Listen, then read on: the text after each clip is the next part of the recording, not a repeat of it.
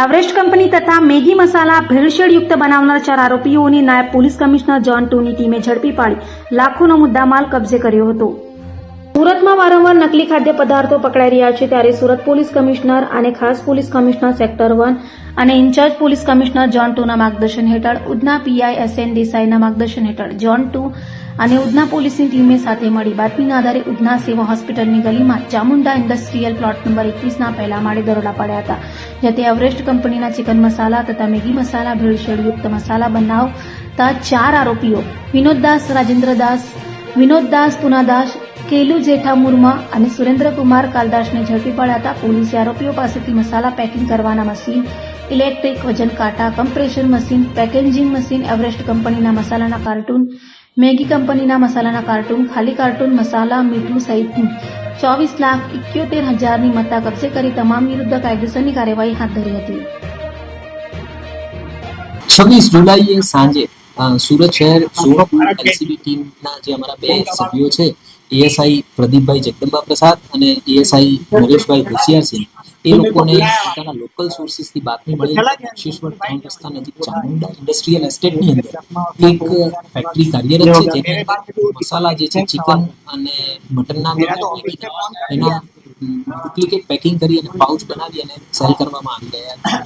તાત્કાલિક આ બાબતનું વેરિફિકેશન કરવામાં આવ્યું. વેરિફિકેશન બાદ અમારા ધ્યાન ખરેખર આ ફેક્ટરી ડુપ્લિકેટ છે, પીઆઈ અને ઉધનાની ટીમનો સંપર્ક કર્યો. એમને આ બાબતે રેડ કરવા માટે સમજ કરી અને સાંજના સમયે આ રેડ કરવામાં આવી.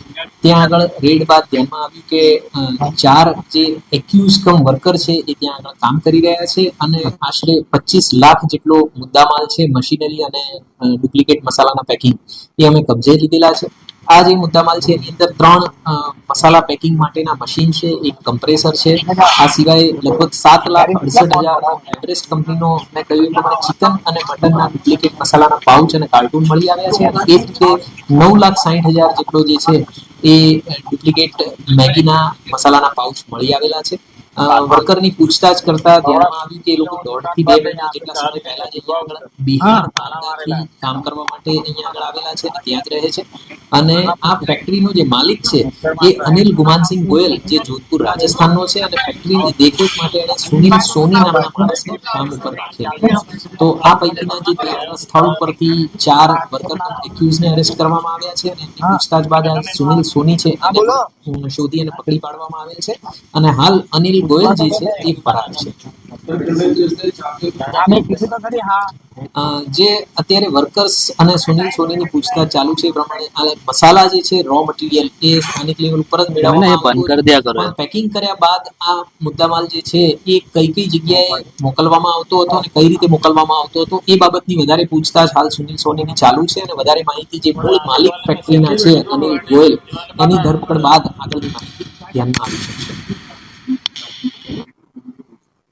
જે મસાલા છે અમે રો મટીરિયલ તરીકે કબજે લીધેલા છે એ બાબતે તપાસ કરવામાં આવશે. ફૂડ એન્ડ ડ્રગ્સને સાથે રાખીને તપાસ કરવામાં આવશે અને ત્યારબાદ એના રિપોર્ટના આધારે આ કેટલું જોખમી કહી શકાય એ હકીકત આપણી સામે આવશે.